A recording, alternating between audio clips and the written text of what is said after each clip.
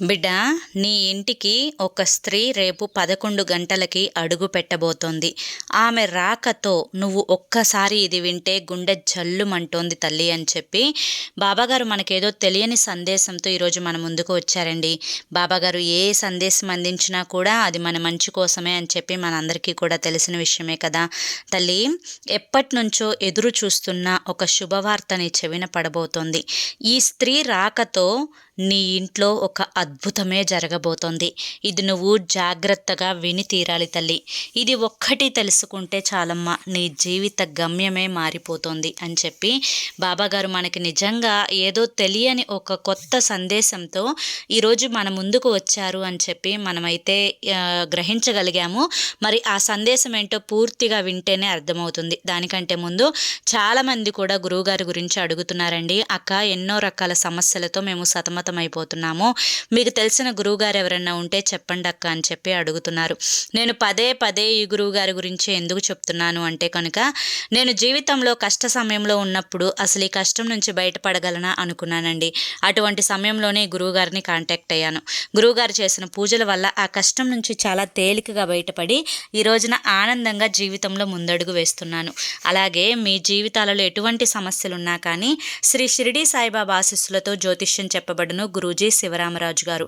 Phone number 9959422552. మీరు ఇప్పటి వరకు ఎన్నో చోట్ల జ్యోతిష్యం చెప్పించుకొని మీరు ఆశించిన మార్పులు మీ జీవితాలలో జరగలేదని చెప్పి బాధపడి ఉంటారు. కానీ ఇక్కడ అస్సలు అలా జరగదండి. మీ సమస్యలు ఏవైతే ఉన్నాయో, ప్రేమ, పెళ్లి, ఉద్యోగం, రాజకీయం, సంతానం లేక ఇబ్బంది పడుతున్నా, భార్యాభర్తల మధ్య గొడవలున్నా, అప్పుల సమస్యలున్నా, శత్రువుల సమస్యలున్నా, అవేంటో మీరు గురువుగారికి వివరించి చెప్పినట్లయితే వాటికి తగిన పూజలు చేసి మీకు గురువుగారు రోజులలోనే పరిష్కారాన్ని చూపిస్తారు. గురువుగారు చెప్పింది చెప్పినట్లు జరుగుతుంది. నమ్మకంతో కాంటాక్ట్ అవ్వండి. ఇక బాబాగారి యొక్క సందేశం ఏంటో ఇప్పుడు మనం తెలుసుకుందాం. తల్లి, ఎప్పటి నుంచో ఎన్నో కష్టాలని పడుతూ ఉన్నావు, ఎన్నో బాధలని అనుభవిస్తూ ఉన్నావు. కష్టపడిన ప్రతిసారి కూడా కళ్ళల్లో నుంచి నీళ్లు బరాబరామని కారిపోతూ ఉన్నాయి. ఎందుకు బాబా ఇంత కష్టాన్ని ఇచ్చావు? నేను ఏ జన్మలో ఏం పాపం చేశాను బాబా? అంతటి పాపం చేశానా? ఇన్ని కష్టాలని అనుభవిస్తూ ఉన్నాను. ఎందుకయ్యా నా జన్మకి సుఖం లేకుండా పోయింది? దీనికంటే చావే నయమేమో అనిపిస్తుంది. ఈ కష్టాలన్నింటినీ కూడా తట్టుకోలేకపోతున్నాను. ప్రతిరోజు కూడా దినదిన గండంలా గడిచిపోతూ ఉంది. ఎన్ని రోజులు పడాలి, ఎన్ని నెలలు పడాలి, ఎన్ని సంవత్సరాలు పడాలి? ఊహ తెలిసిన దగ్గర నుంచి ఎన్నో కష్టాలు అనుభవిస్తూ వస్తున్నాను. అయ్యో, రేపు ఈ కష్టం పోతుందేమో, మళ్ళీ వస్తుందేమో, మళ్ళీ పోతుందేమో. కాసేపు నవ్వానా, నవ్విన కాసేపట్లో ఏడుపు అనేది వచ్చేస్తూ ఉంటుంది. ఎందుకని బాబా? నేనెంతటి పాపాన్ని ఏం చేశాను? ఎందుకు నాకు ఈ కష్టాలు? ఎందుకు బాబా? చెప్పండి బాబా అని చెప్పి ప్రతిరోజు కూడా కన్నీరు మున్నీరు అయిపోయేలా ఏడుస్తూ ఉన్నావు. ఇంట్లో ప్రశాంతత లేదు కదా తల్లి. బిడ్డల వల్ల ప్రశాంతత లేదు, కట్టుకున్న భర్త వల్ల ప్రశాంతత లేదు. భర్త కంటికి రెప్పలా కాపాడుకోవలసిన నిన్ను నానా మాటలు అంటూ ఉంటే కళ్ళల్లో నీళ్లు కార్చుకుంటూ ఒంటరిగా పడుకొని కుమిలిపోయి ఏడుస్తూ ఉన్నావు. అసలు ఇన్ని అనారోగ్య సమస్యలు ఎందుకు వస్తున్నాయో అర్థం కాక మనసంతా కూడా గందరగోళంగా ఉండి మానసికంగా కూడా పూర్తిగా కృంగిపోయావు కదా తల్లి. అయితే నీ యొక్క ప్రతి కష్టానికి కూడా కారణం ఈరోజు చెప్తాను. ప్రతి బాధకి కూడా కారణం ఈరోజు చెప్తాను. కష్టాలు పోవాలి అన్నా, కన్నీరు పూర్తిగా కనుమరుగైపోవాలి అన్నా కానీ ఇప్పుడు నేను చెప్పే ఈ మార్గాన నువ్వు తప్పనిసరిగా నడిచి తీరాలి తల్లి. ఇంట్లో ఎప్పుడూ అశాంతిగా ఉంటుంది. భార్యాభర్తల మధ్య గొడవలు, పిల్లల మధ్య అశాంతత, పిల్లలు కూడా గొడవలాడుకోవడం, కంటి నిండా నిద్ర లేదు, ఒంటి నిండా రోగాలు, ఇలా ఇల్లంతా కూడా అయోమయ స్థితిలో, గందరగోళ స్థితిలో, అసలు మనశ్శాంతి అనేదే లేకుండా పోతుంది కదా తల్లి. అయితే ఈరోజు తప్పకుండా నువ్వు ఈ సందేశాన్ని విని తీరాల్సిందేనమ్మా. తల్లి, ఎందుకు ఇంత బాధపడుతున్నావు? ఇంత క్షోభని అనుభవిస్తూ ఉన్నావు? ఏమ్మా, నీ బాధను నేను తీర్చలేను అని చెప్పి నాపై నీకు అపనమ్మకం ఏర్పడిందా? లేదా ఈ కష్టాలన్నీ ఈ పకీరు ఏం తీరుస్తాడులే అని చెప్పి అనుకుంటున్నావా? ఇన్ని కష్టాలు ఒక్కసారిగా నీ మీద మూకుమ్మడిగా దాడి చేస్తున్నప్పుడు ఏమి చేయలేకుండా దిక్కుతోచని ఒక బొమ్మల బాబా నుంచున్నారు. ఈయన నాకేమి సహాయపడతారులే అని చెప్పి నన్ను చిన్న చూపు చూస్తూ ఉన్నావా? బిడ్డ, నీ యొక్క సమస్యలన్నీ కూడా ఒక్కొక్కటిగా తీర్చడం కోసమే ఈ తండ్రి అయిన ఫకీరు ఎన్ని రోజుల నుంచి కష్టపడుతున్నాడో నీకు తెలుసా? నీకు ఎన్నో రకాలైన ఆదేశాలను అందిస్తూ ఉన్నారు, కానీ ఒక్క ఆదేశాన్ని కూడా నువ్వు అందుకోలేకపోతున్నావు. ఒక్క సందేశాన్ని కూడా పూర్తిగా వినలేకపోతున్నావు. ఎన్నో మార్గాల ద్వారా ఎక్కడికక్కడ కూడా నిన్ను ఏమార్చి నిన్ను ఆ యొక్క కష్టం నుంచి బయటపడవేసి నీకు సంతోషాల వైపు దారి చూపించాలి అని చెప్పి నీ వెన్నంటే నడుస్తూ ఉన్నాను తల్లి. కానీ నా నడకని నువ్వు గమనించడం లేదు. నీకు ఏ దారి కనిపించకుండా దిక్కుతోచని స్థితిలో, అయోమయ స్థితిలో, గందరగోళంలో ఉన్నావు అని చెప్పి నాకు పూర్తిగా అర్థమవుతూనే ఉంది తల్లి. ఇటువంటి స్థితిలో ఏ తండ్రైనా కానీ తన బిడ్డను ఎలా వదిలిపెట్టి వెళ్తాడు? బిడ్డ, నీ మనసులో ఉన్న కోరికలన్నీ కూడా నాకు తెలుసు. ఇంట్లో ప్రశాంతంగా ఉండాలి, నీ భర్త నువ్వు చెప్పినట్లుగా వినాలి, నీ పిల్లలు చక్కగా క్రమశిక్షణతో పెరగాలి, నువ్వు చెప్పినట్లుగా వినాలి. అంతేకాకుండా నీ ఇల్లు వాతావరణం అంతా కూడా ప్రశాంతంగా ఉండాలి. నీ జీవితంలో నుంచి గొడవలు కనుమరుగైపోవాలి, నీకు మంచి ఆరోగ్యం రావాలి, నీ బిడ్డలకు మంచి భవిష్యత్తు కావాలి, నువ్వు పడుతున్న బాధలన్నింటి నుంచి కూడా నీకు విముక్తి కలగాలి. ఇప్పటి వరకు నువ్వు పడ్డ ఏ కష్టాలు బాధలు కూడా నీ బిడ్డలు అనుభవించకూడదు. మనసంతా ప్రశాంతంగా ఉండాలి, పడుకోగానే కంటి నిండా కూడా నిద్ర పట్టాలి. ఇలా ఎన్నో ఆలోచనలు, మనసంతా కూడా మనసుకు నిండిన కోరికలతోటి, ఆనందంతో, ఉల్లాసంగా, ఉత్సాహంగా ఉండాలి. ఇవే కదా తల్లి? అవును కదా? అయితే వీటన్నింటినీ కూడా ఈ బాబా తప్పకుండా తీరుస్తాడు. ఈ స్త్రీ రాకతో నీ యొక్క బాధలన్నీ కూడా పూర్తిగా కనుమరుగైపోతాయి తల్లి. ఎన్నో బాధలని, కష్టాలని అనుభవిస్తూ ఉన్నావు. వీటన్నింటికీ కూడా నీ మీద ఏర్పడిన నరఘోష ఏదైతే ఉందో అది కూడా కారణమే తల్లి. నీ ఇంట్లో వాళ్ళే, నీ సొంత వాళ్ళే ఒక స్త్రీ అనే వ్యక్తి నిన్ను ఎక్కడికక్కడ గమనిస్తూనే ఉంది. నువ్వు ఏం చేస్తున్నావు, నుంచున్నావా, కూర్చున్నావా, పడుకున్నావా, ఫోన్ మాట్లాడుతున్నావా, ఫోన్ చూస్తున్నావా, ఇవన్నీ కూడా ఒక కంట నిన్ను కనిపెడుతూ ఉంది తల్లి.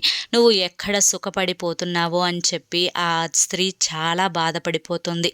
కానీ నువ్వు ఆ స్త్రీనే మళ్ళీ నమ్ముతూ ఉన్నావు. ఆ స్త్రీ పెదవుల మీద చిరునవ్వును నవ్వుకుంటూ నీ ముందుకు వచ్చి నాటకాలని ఆడుతూ ఉంది. ఆ నాటకాలన్నీ కూడా నీకు తెలుసు. అయినా కూడా ఆవిడకు నువ్వు ఆశ్రయాన్ని ఇచ్చి ఆవిడతో చక్కగా మాటలు చెప్పించుకొని నీ మీద పడి ఏడ్పించుకొని మళ్ళీ ఆవిడ్ని పంపిస్తూ ఉన్నావు. ఇదంతా కూడా ఎందుకు తల్లి చెప్పు? ఆ స్త్రీ ఎవరో నీకు తెలియదా? ఆ స్త్రీ ఎవరో నీకు తెలిసి కూడా నువ్వు ఎందుకు ఇంత ఇదిగా ప్రవర్తిస్తూ ఉన్నావు? ఆ స్త్రీని దూరం పెడితే నీకు వచ్చే నష్టమేంటి?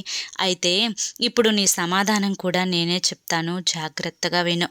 బాబా, నాకంటూ ఇక్కడ ఎవ్వరూ లేరు, వాళ్ళు మాత్రమే ఉన్నారు.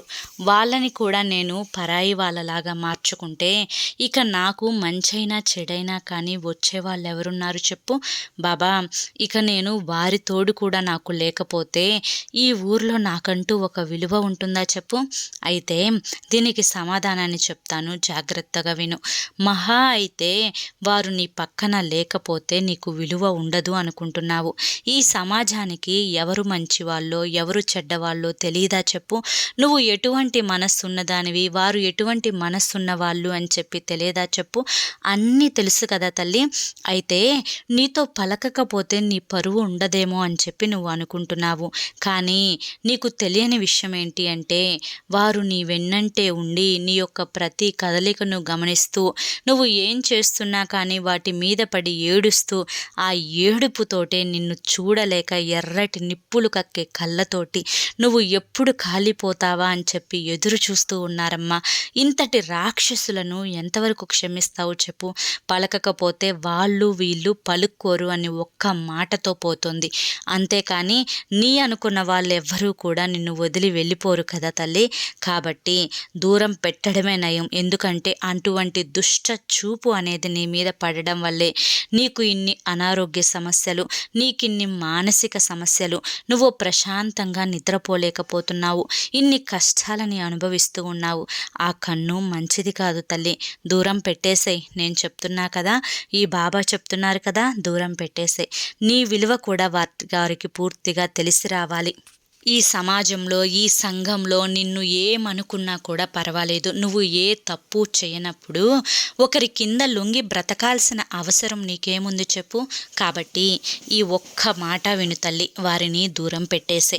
వారి ఏడుపు, వారి ఘోష నీ మీద పడకుండా ఉన్నప్పుడు మాత్రమే నువ్వు పూర్తిగా సంతోషంగా ఉండగలుగుతావు. అర్థమైందా? నువ్వు పూర్తిగా ఆనందంగా ఉండగలుగుతావు. నువ్వు పూర్తిగా ఆరోగ్యంగా ఉండగలుగుతావు. తల్లి, సంతోషం సగం బలం. నరుల దిష్టికి నల్లరాలు సైతం పగిలిపోతాయి అని చెప్పి అనే మాట వినే ఉంటావు కదా. వీరి యొక్క దిష్టికి నీ శరీరం అంతా కూడా రోగాల పాలైపోతుంది తల్లి. కాబట్టి ఇటువంటి వారిని దూరంగా ఉంచేసే. నీతో ఎవరు మాట్లాడాలి అనుకుంటున్నారో, నీతో ఎవరు పరిచయం పెంచుకోవాలి అనుకుంటున్నారో వారితో దగ్గరగా ఉండు. నీ కుటుంబాన్ని ప్రేమగా చూసుకో. నీకంటే ఎవ్వరూ కూడా నీకు ముఖ్యం కాదు అన్న విషయాన్ని తెలుసుకో బిడ్డ. ఈ స్త్రీ కారణం చేత ఎప్పటికప్పుడు కూడా నీలో అంటే నీ యొక్క ఇంటిలోకి అదృష్టం అనేది అడుగు పెట్టాలి అని చెప్పి ఎదురు చూస్తూ ఉంది. కానీ ఇంట్లో ఉన్న పరిస్థితులు, ఇంట్లో ఉన్న గందరగోళ స్థితులు ఆ స్త్రీ ఇంటికి రావడానికి, అడుగు పెట్టడానికి ఒక గోడలాగా ఏర్పడ్డాయి తల్లి. ఒక మాట అడుగుతాను, నాకు జాగ్రత్తగా విని సమాధానం చెప్పు. నువ్వు ఎవరింటికైనా వెళ్ళి ఒక 20 రోజులు ఉండాల్సిన సమయం వచ్చింది అనుకో, నీకు 2 ఇల్లు ఆప్షన్ ఇస్తాను. అంటే ఒక ఇంట్లో ప్రశాంతంగా ఉంటుంది, ఆనందంగా ఉంటుంది. పిల్లలు పెద్దలు ఆకలి వేస్తే అందరూ కూడా కింద కూర్చొని చక్కగా అన్నం తింటారు. ఆ ఇంట్లో ఒకరి మాట ఒకరు గౌరవించుకుంటారు. సంతోషంగా టైంకి తింటారు, టైంకి పనులు చేసుకుంటారు, టైంకి నిద్రపోతారు. అందరూ కూడా ఒకరికి ఒకరు గౌరవాన్ని ఇచ్చుకుంటారు. ఒకరి పట్ల ఒకరికి ఎటువంటి స్వార్థం కానీ, ఈర్ష్య కానీ, అసూయ కానీ ఏవి కూడా ఉండవు. ప్రశాంతంగా ఉంటుంది. ఎవరిని కూడా పన్నెత్తి మాట అనరు. ఒకరికి బాగోలేదు అంటే వారిని ఎంతో జాగ్రత్తగా ప్రేమగా చూసుకుంటారు. ఇదంతా కూడా ఒక ఇంట్లో జరుగుతుంది. ఇంకొక ఇంట్లో భార్యాభర్తకు ఎప్పుడూ గొడవలే, పిల్లలకి ఎప్పుడూ గొడవలే. అలా కాకుండా ఎక్కడ గిన్నెలు అక్కడే, ఏ పని కూడా టైంకి చేయరు. ఏదో తింటారు, బయట నుంచి తెప్పించుకొని పడుకుంటారు. ఎక్కడ చూసినా ఈగలు, బొద్దింకలు, చండాలంగా ఉంటుంది ఇల్లంతా కూడా. అటువంటి ఇంట్లోకి ఈ 2 ఇళ్లల్లో ఒకటి ఏ ఇల్లు ఫస్ట్ చెప్పింది, రెండవది బి ఇల్లు సెకండ్ చెప్పింది. నువ్వు ఒక 20 రోజులు కంపల్సరీగా ఏదో ఒక ఇంటికి వెళ్ళాలి అని చెప్పి నీకు ఆదేశం వచ్చింది. అప్పుడు నువ్వు ఏ ఇంటికి వెళ్తావు చెప్పు? నువ్వు కోరుకునేదేంటో నాకు బాగా తెలుసు. ఏ గొడవలు లేకుండా ప్రశాంతంగా సంతోషంగా ఉండే ఇల్లు ఉంది కదా, ఏ ఇల్లు? ఆ ఏ ఇంట్లోకే వెళ్తాను. ఈ బి ఇంట్లో ఎప్పుడు గొడవలు, ఆ వెళ్ళిన వాళ్ళకే ప్రశాంతత లేదు, ఉన్న వాళ్ళకే. ఇక కొత్త వాళ్ళకి ఏం ప్రశాంతత ఉంటుంది బాబా? కాబట్టి నేను ఏ ఇంటికే వెళ్తాను అని చెప్పి నువ్వు అంటావు. అయితే ఇది వాస్తవమే కదా తల్లి. ఎవరైనా కానీ సంతోషంగా ఉన్న వాళ్ళ ఇంటికి, ప్రశాంతంగా ఉండే వాళ్ళ ఇంటికి, ఆనందంగా ఉండే వాళ్ళ ఇంటికే వెళ్తారు. నేనైనా కూడా వాళ్ళ ఇంటికే వెళ్తాను. ఇక లక్ష్మీదేవైనా కానీ వారి ఇంటికే వెళ్తుంది. అర్థమైంది కదా. మరి నీ ఇంట్లో ఎప్పుడూ కూడా గొడవలు, చికాకులు, అరుపులు, ఎక్కడ పనులు అక్కడే, ఎక్కడ ఎంగిలి గిన్నెలు అక్కడే. పిల్లలకి పడదు, పెద్దలకి పడదు, మొగుడు పెళ్ళాలకి పడదు, అక్క చెల్లెలకి పడదు, అమ్మ కూతురులకి పడదు, ఎవరికి పడదు. అందరి మధ్య ఒకరి పట్ల ఒకరికి స్వార్థము, ఈర్ష్య, అసూయ, కుళ్ళు ఇవన్నీ కూడా ఒకరి మీద ఒకరికి ఇదిగా ఉంటున్నాయి. మరి అటువంటప్పుడు ఇటువంటి గందరగోళ స్థితిలో ఉన్న ఇంటికి ఆ మహాలక్ష్మి ఎలా అడుగు పెడుతుంది? ఒక్క లక్ష్మీదేవినే సంతాన లక్ష్మి అని చెప్పి, ఆనందలక్ష్మి అని చెప్పి, గజలక్ష్మి అని చెప్పి ఇలా రకరకాలుగా పిలుస్తూ ఉంటాం కదా. మరి ఆ తల్లి ఒక్కటి మన ఇంట్లో అడుగు పెడితే ఆరోగ్యము బాగుంటుంది, ఆనందము వస్తుంది, ప్రశాంతత వస్తుంది, డబ్బులు చక్కగా చేతిలో నిలబడతాయి, ఆరోగ్యంతో పాటు సంతోషం, కమ్మనైన నిద్ర, ఇంట్లో ప్రశాంతంగా శుభ్రంగా ఉండాలి కదా తల్లి. మరి ఇన్ని జరగాలని నీ కోరిక. మరి నువ్వు మారాలి కదా తల్లి. నువ్వు మారినప్పుడే కదా ఇన్ని జరుగుతాయి. మరి ఇక నుంచైనా కానీ సూర్యోదయానికి ముందే నిద్రలెగు. చక్కగా ఇల్లు వాకిళ్ళు అన్నీ కూడా శుభ్రపరచుకో. చక్కగా వాకిలి చిమ్ముకొని ముగ్గు పెట్టుకో. చక్కగా ఈ పనులన్నీ కూడా చేసుకో. ఇవన్నీ చేసుకున్న తర్వాత ఇంటిల్లిపాది కూడా ఆనందంగా నవ్వుకుంటూ ఒకచోట కూర్చొని మాట్లాడుకోండి. ఆకలేస్తే అందరూ కూర్చొని అన్నం తినండి. ఒకవేళ ఒకరు ముందు ఒకరు వెనక అయినా పర్వాలేదు, కానీ వచ్చిన మనిషికి, మగ మనిషికి ప్రేమగా పళ్ళెం తీసుకొని ప్రేమగా వడ్డించాలి ఆడమనిషి. ఒకరి పట్ల ఒకరు డబ్బు కోసం గొడవలాడుకోవడం, ఇక ఏ ఇతర విషయాల దగ్గర గొడవలాడుకోవడం చేయకూడదు. తల్లి, డబ్బు శాశ్వతం కాదమ్మా, మనిషి ప్రేమ శాశ్వతం. ఎప్పుడూ కూడా డబ్బు డబ్బు డబ్బు అని చెప్పి ఇంటికి వచ్చిన మగ మనిషిని వేధించుకు తినకూడదు తల్లి. నీది చిన్న వయసు, నీకు అనుభవం తక్కువ, నీకేది కూడా తెలియట్లేదు. ఇవన్నీ కూడా నాకు తెలుసు తల్లి. కాబట్టే ఒక తండ్రి స్థానంలో ఉండి చెప్తున్నాను, డబ్బు ఎప్పుడూ కూడా శాశ్వతం కాదమ్మా. ఆనందం శాశ్వతం, ప్రేమ శాశ్వతం, ఒకరి మీద ఒకరికి ఉన్న బంధం శాశ్వతం. వీటన్నింటినీ కూడా పంచుకుంటూ వెళ్తే డబ్బు అదే వస్తుంది తల్లి. ఎక్కడ సంతోషం ఉంటే అక్కడ లక్ష్మీదేవి అడుగు పెడుతుంది. మరి రేపు 11:00కల్లా ఇల్లు వాకిళ్ళు అన్నీ శుభ్రంగా ఉంచుకో. చక్కగా స్నానం చెయ్యి, మంచిగా చీర కట్టుకో, నుదుటున కుంకుమ బొట్టు పెట్టుకో, పాపిట్లో కుంకుమ బొట్టు పెట్టుకో, తలలో పూలు పెట్టుకో, అందంగా చక్కగా రెడీ అవ్వు. ఎక్కడైతే ఆడవాళ్ళు అందంగా రెడీ అయి ఉంటారో అక్కడ కూడా లక్ష్మీదేవి ఉంటుంది.